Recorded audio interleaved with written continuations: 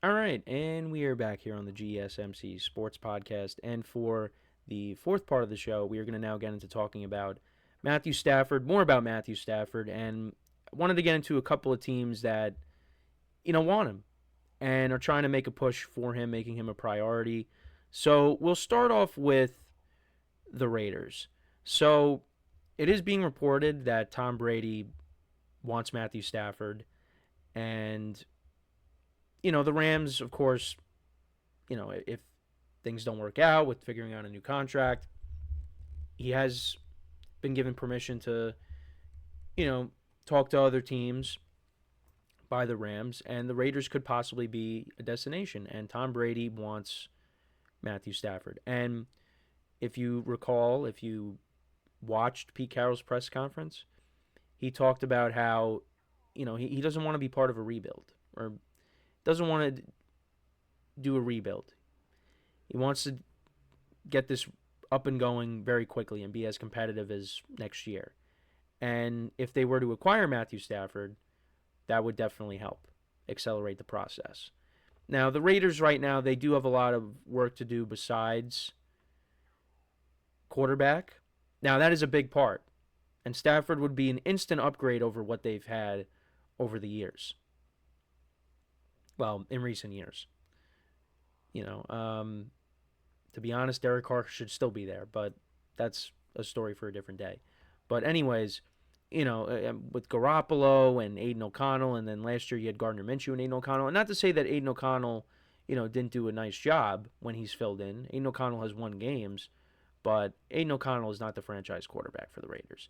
Now, I'm not saying that Matthew Stafford's going to come in and he's the franchise guy. Well, you need to go out and draft a young quarterback. You need someone to sit behind Stafford because, Stafford's not going to be playing for that much longer. But that's something that the Raiders would have to also do if they were to trade for Stafford. And, it would be a good spot for Stafford because you pair him with Pete Carroll and, you're still out west. And, the weather's not really going to be a factor. So that could work. But the problem is, you got Brock Bowers and, receivers. Jacoby Myers was good last year. Trey Tucker, he flashed ability here and there. They were not good at running the football, so that's something they definitely need to improve on. And you got to make sure that this offensive line is stable because you don't want Stafford coming in behind a makeshift offensive line and, then he ends up getting hurt. And on the defensive side of the ball, that needs a little bit of work as well. I mean, you got Max Crosby, but again, needs some work. But I think Pete Carroll in year one, he will definitely, turn this team around. Not saying that this team is going to make the playoffs or anything. Well, first we got to see what they do. But I do think that we will see improvement from the Raiders. And to bring up their report card grade, like I said, they finished in the top 5. They were 4th out of 32 teams, which is very impressive. Now, players have identified scheduling and time management as key areas for improvement, presenting an opportunity for new head coach Pete Carroll to address next season. So we'll see if they do that. But surprisingly, for the Raiders, head coach got an A minus. 87% of players felt that Antonio Pierce was efficient with their time, and the players felt that Pierce was highly receptive to locker room feedback on the team's needs. So, I mean, it's good to know that Antonio Pierce was that kind of coach. It's just unfortunate that, the results didn't show on the field. And ownership got an A. So, it's talking about Mark Davis here, but, Tom Brady is really putting his fingerprints on this team. And, the Raiders, I think they're going to turn it around. They're going to turn it around.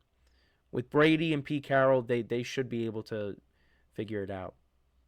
But, when you look at this report card grade, you could say, well, if the Raiders get Stafford, combined with that, there's going to be players that are going to say, you know what, I want to go play for the Raiders. I like what they're building over there. There's going to be some restructuring that they're going to have to do with the salary cap, with some contracts. Because Christian Wilkins Right now, he makes the most money, $33 million. I think that there should be some kind of restructuring in order with that contract. Max Crosby is the next highest player with $27 million. I would assume that some of these players that we look at are not going to be on the team next year. I mean, not saying Max Crosby, but Gardner Minshew, is he still going to be a part of this team? There's not really a lot of players that are making that much money.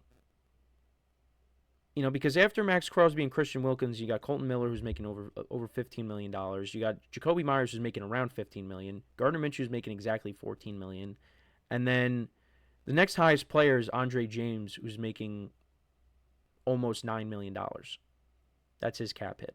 And the Raiders actually do have almost $100 million in cap space. So, they got money to play with. And, we'll see what they end up doing in the draft. Got a top 10 pick. So, where are they picking right now? They're picking at, what are they picking at? They're picking at 5, I think. Nope, that's the NBA draft. I don't know why that came up. Had to go to good old Tankathon. Oh, no, they're picking at 6. And actually, I wanted to bring this up, though, but Abdul Carter, who's looked at as a top 3 pick out of Penn State, dealing with a bit of a foot injury, a stress reaction in his right foot. And he might not, who knows if he gets surgery or not, but that could hurt his draft positioning. He could potentially end up falling in the draft. I don't know if the Raiders are going to, I don't know what the Raiders are going to do at 6. They could, trade up or trade down. We'll see. I mean, if you draft Abdul Carter, you're pairing him with Max Crosby, so that would be good. Improve your defensive line even more. But, they could do that. They could go with defensive tackle. I mean, maybe if Shedeur Sanders or Cam Ward ends up falling, maybe they take a young quarterback to sit behind Stafford. Or maybe you take best player available. Maybe you take a Tetairoa McMillan if he falls to you. Because right now, I mean, Jacoby Myers, like I said, is good. But I think you need another receiver. And they definitely need a running back. I mean, or maybe they take Ashton Genty. Or maybe they wait. Take a running. I could definitely see the Raiders taking a running back in this draft. I don't know if they're going to do it with the 7th pick, but we'll see. So, yeah, that's on the Raiders side. Could the Raiders move for Stafford? Would that work? I think so, because you got Tom Brady and Pete Carroll over there. And, the weather's not a factor, like I said. The division is a gauntlet, though. And the conference is a gauntlet. The NFC, if I'm Stafford, I'm trying to stay. Well, first of all, he's staying with the Rams. I'm getting that out of the way. Well, I keep saying that. But you go to the AFC, and specifically the AFC West, it's a tough division. Because the Raiders were the only team from that division that didn't even make the playoffs. And then to talk about the Giants. So the Giants, supposedly from what we're hearing out of the Combine, they are making it a priority to acquire Stafford. And it's a little bit different. The Raiders, they're starting with their new regime. The Giants, the regime that they have right now is desperate to get wins, because if they don't get wins, they're out. And Matthew Stafford would definitely help them out. Now, there's also another report out there that Aaron Rodgers supposedly reached out to the Giants to see if they were interested in signing him. So that's interesting. Now, when it comes to the quarterbacks right now, when comparing the two, there's pros and cons. Because if you were to acquire Aaron Rodgers, he's cheaper, and you don't have to give up any draft capital for him. But when it comes to getting Matthew Stafford, I think going forward, you'd want to have Matthew Stafford because you could probably get more than 1 year out of him. So, yeah, but he's going to cost a lot of money. And the Giants better not give up the 3rd pick if they end up acquiring him, if he ends up getting traded. They need to keep that pick. But, the Giants, look, you have Malik Neighbors, you have Tyrone Tracy. There's more that needs to be set over there. The offensive line is still a little shaky. Andrew Thomas, you got the left tackle. You just got to make sure that he's healthy. I also forgot about Wan'Dale Robinson. He's a good player too. But they need more on that side of the ball. It's the same thing with the Raiders. Now, I think the Giants are in a better position offensively than the Raiders are right now. But same with the Raiders, you need to add to that. Maybe they could get Cooper Kupp and Matthew Stafford. How about that? I would sign up for that. Even though that would take up a large chunk of the cap. But, I think Matthew Stafford and Brian Dable working together, I think that could work. But again, kind of similar to the Raiders, look at the division. Dallas is going to be better. The Eagles and the Commanders just played in the championship game, and the Eagles just won the Super Bowl, who we'll talk about a little bit later in the show. If you stay out in the NFC West, you just won the division. The toughest competition is going to be the Niners. I think the Niners are going to bounce back. But it really is just all going to come down to money. And I think, Sean McVay, he was talking to Ryan Fitzpatrick and Andrew Whitworth recently on their podcast. He wants Matthew Stafford back. He wants him back. And they're going to figure it out. And he will be the quarterback of the Rams when we get to week 1 next year. But it's just one of those things that we're just going to have to keep playing that waiting game. It's the same thing that we did with Brandon Ayuk last year. Although a little bit different. But the Rams came that close to knocking off the Eagles. And I think it's only fitting that Stafford stays with the Rams. They run it back. And they try to get it done this time. But there's other teams out there that need quarterbacks.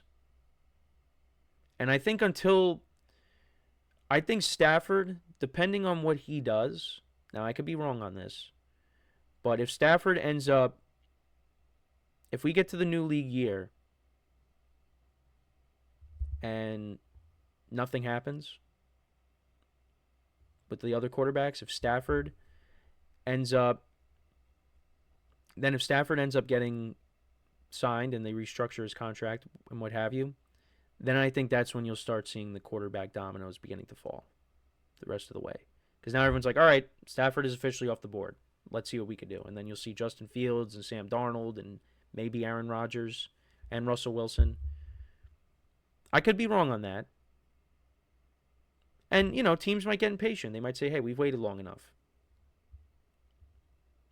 So it's very interesting. We'll see how this all plays out, but I've said it all along. Matthew Stafford is going to stay with the Rams. But the Giants and the Raiders are making a push to try to get him, so we'll see what ends up happening there. So we are going to take our next break, and then when we come back, we'll talk about what teams in Major League Baseball are primed to bounce back in 2025.